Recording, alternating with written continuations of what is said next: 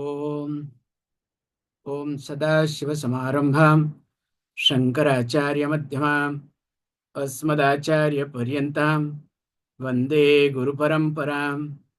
गुरुर्ब्रह्मा गुरुर्विष्णु गुरुर्देवो महेश्वरः गुरुसाक्षात् परं ब्रह्म तस्मै श्रीगुरवे नमः। ॐ सहना भवतु सहनो भुनक्तु सह वीर्यं करवावहै तेजस्विनावधीतमस्तु मा विद्विषावहै। ओम शांति शांति शांति।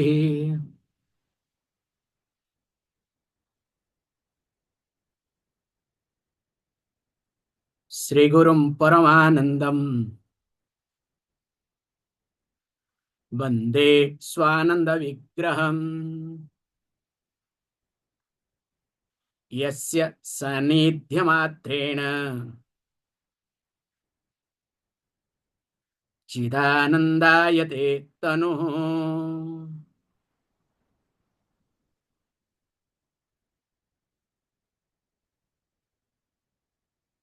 A new journey that we are doing now. This Goraksha Samhita opens the statement with Sri Gurum Paramanandam Vande Aham Vande Iti. I salute, I bow down.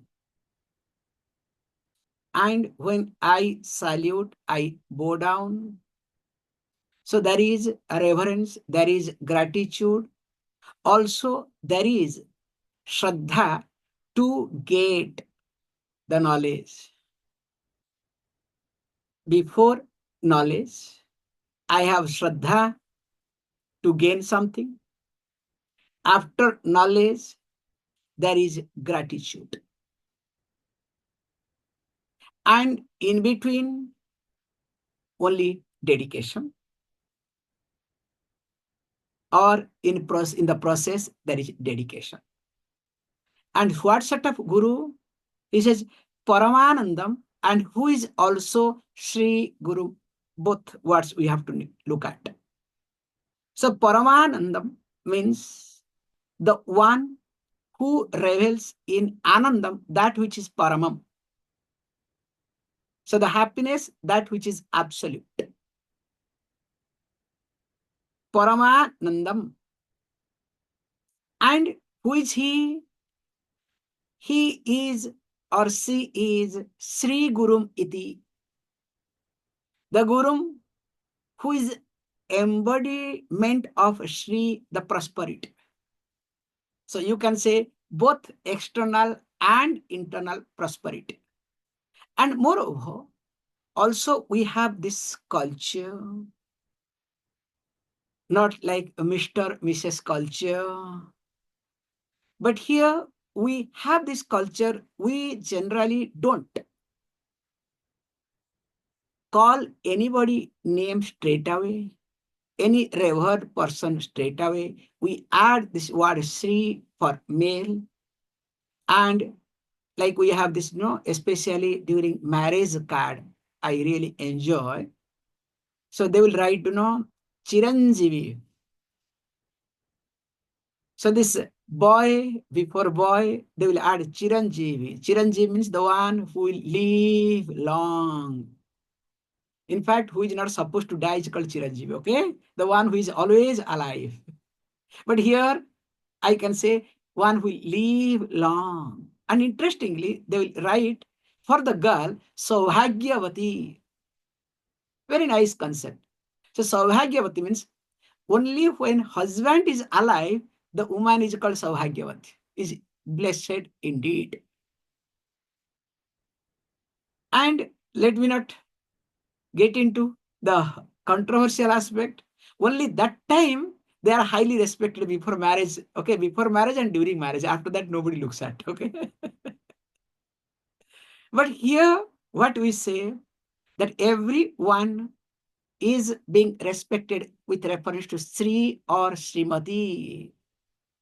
Sriman, Srimati.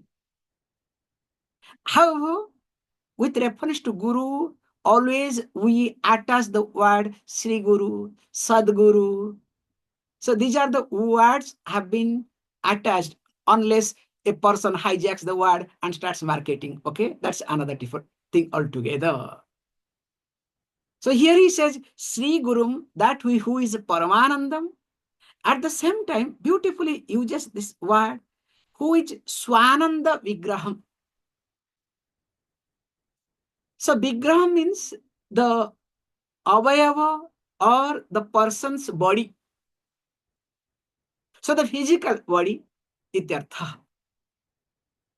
So that means that physical body itself is anandam, it happiness. So that means the look also of a person is good, ityartha. So the person is the embodiment of self-delight. That is what we put it. Why? Because he puts it very nicely. This is what you have to understand the link. Yasya sanidhyamatrena. Sanidhyamatrena. It should be sanidhyamatrena. By associating oneself with that entity, with that person, just whose mere presence itself, what will happen?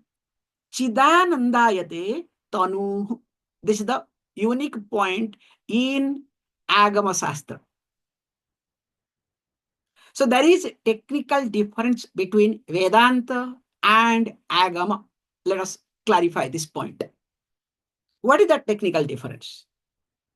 So the technical difference would be that in Vedanta Shastra, we have this concept of Jivan Mukta.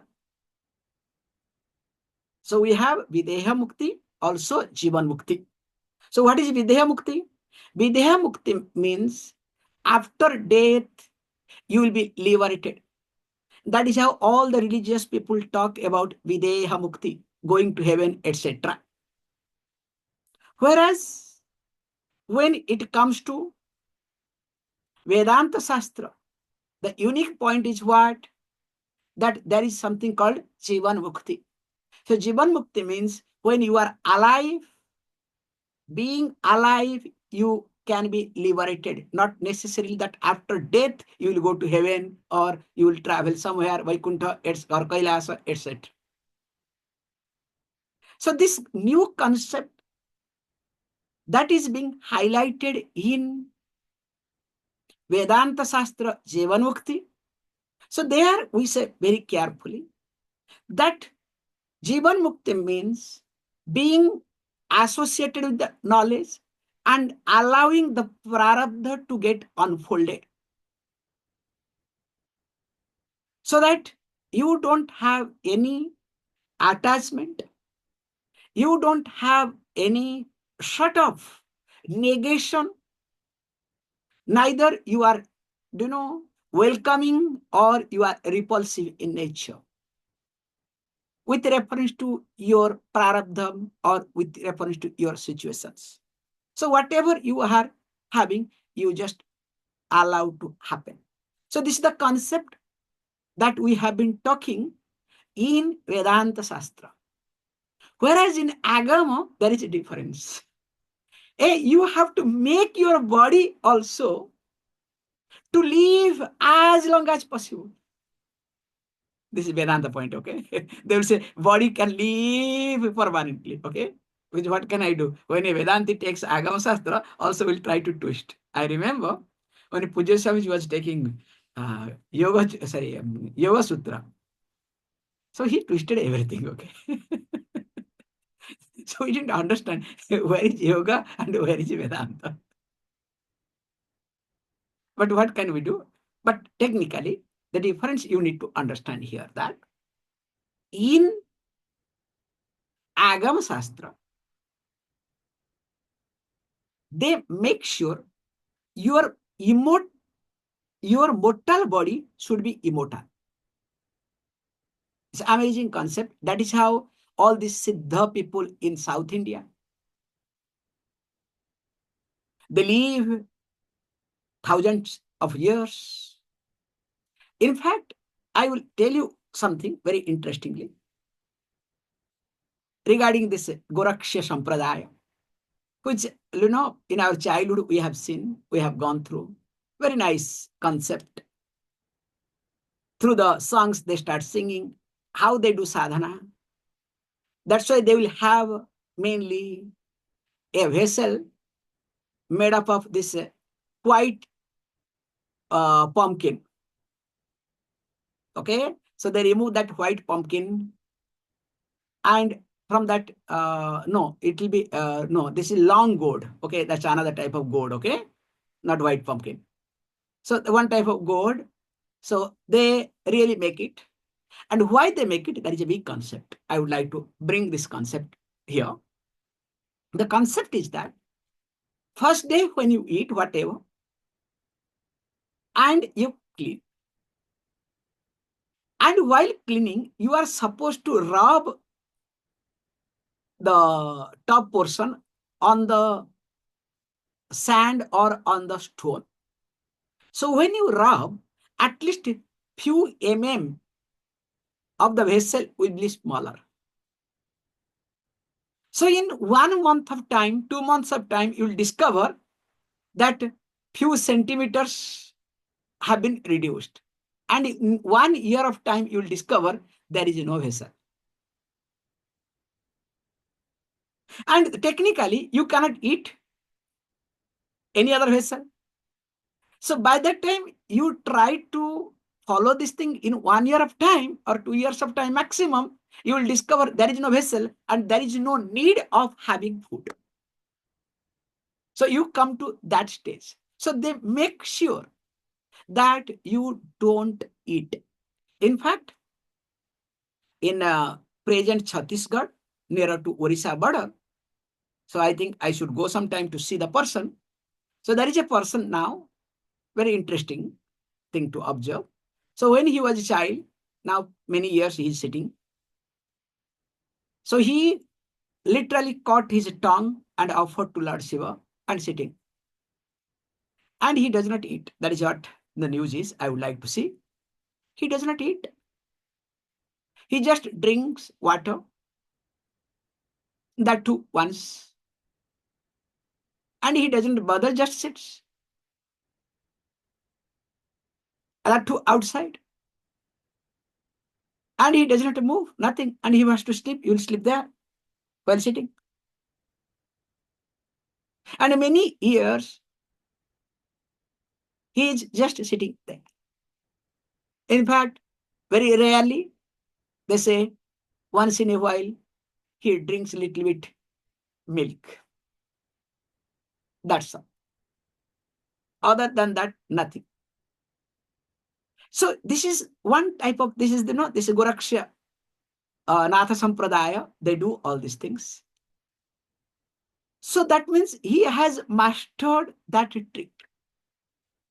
So making sure, that's why we say, unless your body is cooperating with you, you cannot have liberation. You cannot say, I am Brahman, if you have only severe back pain. While attending my class, what you'll say? When the class is going to get over so that I can lie down. Or else you will say, Swamiji, what is there? I can tell, sorry, Swamiji, I am not available, okay? Or may I attend class without video so that I can lie down and listen to you? Or stretch myself and listen to you. You understand? So when there is severe back pain, literally you don't bother about Brahman.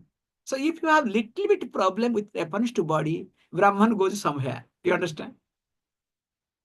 So here he says, you need to also master your body. If you don't master your body, you cannot master your mind either. That's why this Yoga Shastra becomes most important.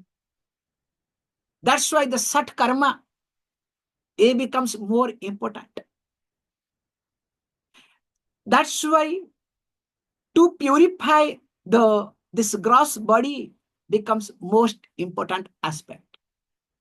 And moreover, if you observe yourself, when the body is purified. You are elevated. Your mind will respond accordingly. With impure body, you cannot have high thinking, you cannot have purified thinking either. It is not possible. That's why body to be taken care. In fact, all sadhanas starts with body only. Remember this point. Not torturing, not destroying, but at the same time, while taking care of the body, we need to grow out of the body. And that is what here says, Chidanandayate tanu. Beautiful concept that this body itself, not the mind, not the concept, not understanding that I am Chit, I am the awareness. No, the body itself transformed into pure consciousness and happiness. How? There are certain tricks and techniques available. For example, as I gave you the example of this sadhu who is in Chhattisgarh. So for him, when just drinking some water, how does it matter? I'll give you another example I have given few times. Like when this East Coast Railway was being made, so near Warangal in Andhra Pradesh, when they were digging to make a bridge, they came across a body, a person who was in meditation. In fact, there was bloodshed as the dog. And with great difficulties, they brought him out. And after some time, he started talking. And he asked the first question, who are you people? So for whom you are working? They said, we are working for ourselves. Ourselves means India is independent. He said, when India became dependent? And what is India? Then they asked, what happened when? He said that, look, when Akbar was ruling, during that time, I had gone into Samadhi.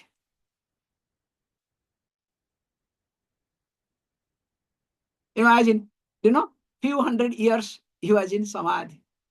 And they brought him. Then after that, nothing could be done. So he had to, great difficulty, eat something here and there, namesake. And because he started eating, definitely what happens? He really passed away in few years of time. It did not work. Why and how? I'll give you another example. There are tricks and techniques to understand. Another example is this, that very good example. This people, those who wrestlers, very old story. So there was a person who was a great wrestler, whereas is a true story. And another person was not great, but was coming up. And the person was very fat, the other one, he can do anything. So this junior one said, look, I will do wrestling with him. Other said, are you sure that you can win? He said, yes, I'm sure I'll win. How is it possible? What made you to say that you can win? He said, very simple. I went to see him after he went to the toilet, because those days outside toilet. What is the connection? Went to see the toilet and you will win. Yes, because after, using or attaining the nature's call, the place was very smelly. This is the concept.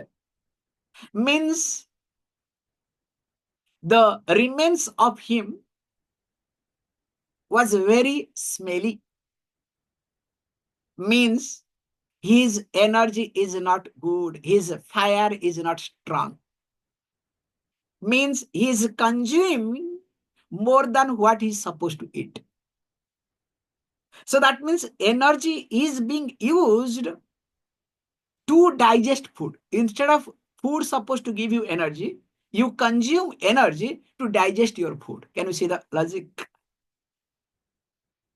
So because his remains are smelling, that means his energy is not good and I can dip it. And he did it. So it's a very small point to observe, but very big meaning behind. And being Ekadashi, I'm highlighting this point, okay? So that's why you cannot eat more what you are supposed to. And how to know? Very simple logic. When you use bathroom, your toilet, there should not be any smell. Simple logic. Can you see the concept, how it works? Through that, you start taking care of your body. So if smelly bathroom, that means your body is not pure, especially your intestine or internal body is not pure. Very simple logic. So you need to work with your body very carefully. And there are many tricks and techniques to follow. This is just to begin with. And that's why he highlights this point. Chidanandayate tanu. The tanu itself, the body itself, transforms into pure consciousness and happiness. That means the body is never a burden for a person, both physically and mentally. So when Vedanta talks about completely mental, that in mind, I don't associate. Whatever happens, complete dissociation. Like reading newspaper with reference to death incident. As I read the newspaper, oh, so many people are dead. Okay, that's all. But when my relatives are there, what happens to me? I read newspaper again and again. Which area? How many people died? Okay. Whereas if I see that, like in recent earthquake, so many people died. Only you read what? The headlines. Did you read who died, which place happened? Never. Suppose your person, somebody is there in that affected area. What will do? You'll read the news again and again to make sure whether your person is there or not. So also Vedanta is like that, reading a death headline and you don't bother. So if this is the case, now next verse. Namaskritya gurum bhaktya Goraksho jnanamuttamam Avishtam yoginam vrute Paramananda karakam. As we have this tradition, anything that we do, we make sure that we first worship, respect, recollect, remember our Guru. So without remembering, without bringing the Guru in the forefront, we don't do anything in life. That's why he says, Namaskrityam Gurum Iti. So having saluted the Guru and how bhaktya. So you can shout, shout at Guru and say Namaste. You understand? To make sure that everybody should know that you are doing Namaskaram. And some people will say, Swamiji, can you come to, this east side? Will you please face towards west so that I will do Namaskaram facing east? Especially in South India, okay? They'll make you to push. Come to this side so that I'll do Namaskaram, okay? So what choice do you have, okay? Nothing much. And of course, there are people, they do Namaskaram differently. Let us also not talk that either, okay? It's not good. However, he says, doing namaskaram with bhakti. So when a person does namaskaram with bhakti, with devotion, so that means the person's insecurity, the person's likes and dislikes, the person's agenda never comes to forefront. Because what happens in our life, when agenda comes to forefront, we become judgmental. Again, I'm repeating. When agenda comes to forefront, we become judgmental. And we don't mind to judge anybody and everybody, including God. Especially if you observe when you go to a temple and where your agenda is in forefront, what you say? Actually, this God is energetic.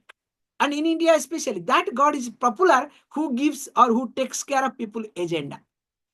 A God is a God. You understand? But we have made this God is meant for marriage. You know, we were in Nitya Kalyana Parimal Koile, okay?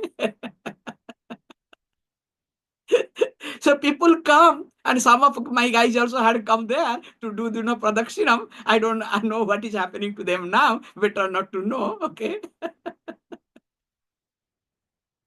So people used to come regularly just for marriage, okay? So they expect if they go around the temple and somehow Kalyanam marriage will take place. And it happens, okay? Not that it doesn't happen, okay? Many cases has happened. Few of them didn't get, that is a different thing altogether. So, okay, let me not get into. However, so here he says, I need to do namaskaram with devotion. And here what he says, Goraksha himself. So Gorakshanath, he himself does namaskaram to his teacher. And who is his teacher? Maschendranath. Why Maschendranath? There is another, maybe some other time we'll discuss. And he says, look, to what he is doing namaskaram in order to do brute jnanamam utamam iti.